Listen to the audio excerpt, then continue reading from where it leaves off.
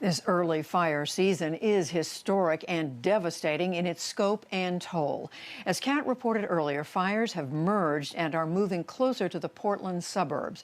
Portland itself at this moment has the worst air quality of any city in the world. The state's governor, Kate Brown, joins us now from Portland. Governor Brown, thank you very much for joining us. To people who've never experienced fires like this, give us a sense of what your state's dealing with.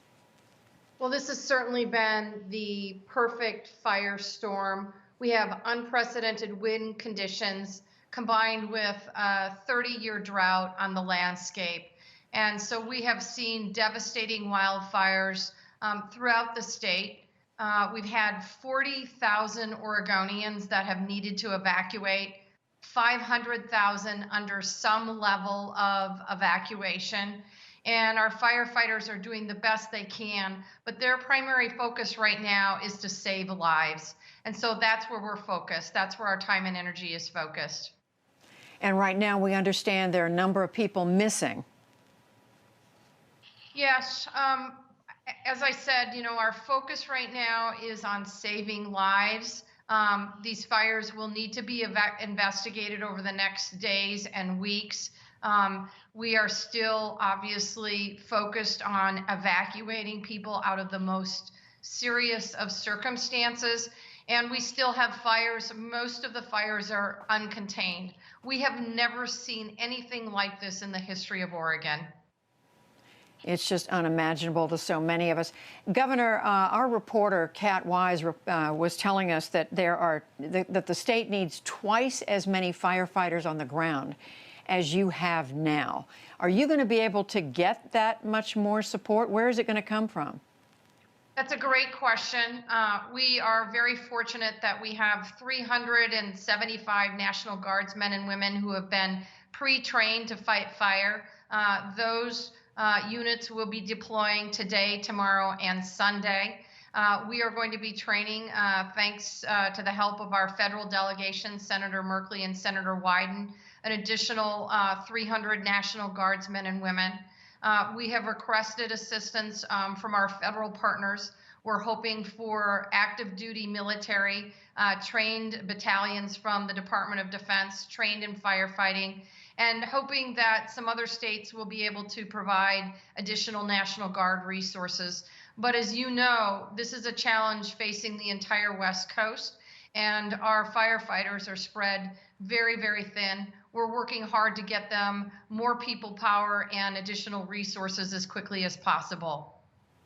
And that's why I was asking if you think you're going to be able to get everything that you need. Governor, there are, as our reporter Kat Wise was telling us as well, these rumors or conspiracy theories going around about the cause of the fires, leading some people not to heed evacuation orders.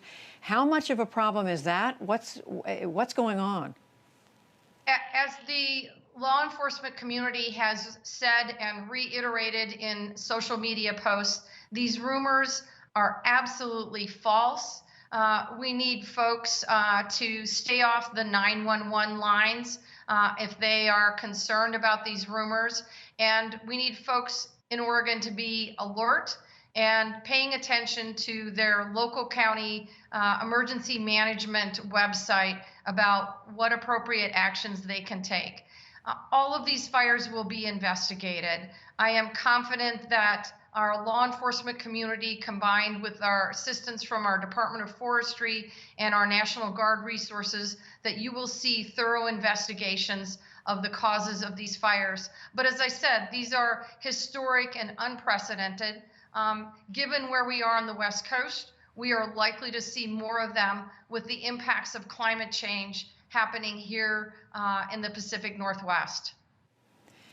And Governor, we see that the protests that have been ongoing in the city where you are in Portland for months now are continuing even through this state of emergency that's been declared. How much of a concern is that? It's certainly a concern. I've worked with our community partners, our business community, and elected leadership to craft a statement of Oregon leaders saying that this violence needs to come to an end. We are continuing to have conversations with folks in the community about how we can tackle the underlying racism issues that are really the underlying cause of this situation. And we are continuing to take action. The legislature has passed 6 bills in the last 2 months addressing police accountability. And I am working to recraft, re-envision how we train law enforcement in this state and how we can co-create a new type of public safety that will ensure that all of our community members feel safe. So in a sentence, how confident are you that there will be an end to these protests in coming days? Well, Judy, that's a really challenging question. Dr. King said it best. Riots are the language of the unheard. So we know that these protests are caused by folks who have been experiencing systemic racism in this state and in this country for decades, for centuries. And it will take time, frankly, to eradicate the racism in our criminal justice system, in our law enforcement system, in our healthcare system, in our educational system. Violence does nothing. It answers nothing. It solves nothing. But I do think that it is a distraction from the critically important work that we need to do to tackle the systemic racism in our institutions, cultures, and state. Governor Kate Brown of Oregon dealing with a lot right now, to put it mildly, with regard to the fires and, of course, with the ongoing unrest in Portland. Governor, thank you very much. Thank you so much. Be safe. And you.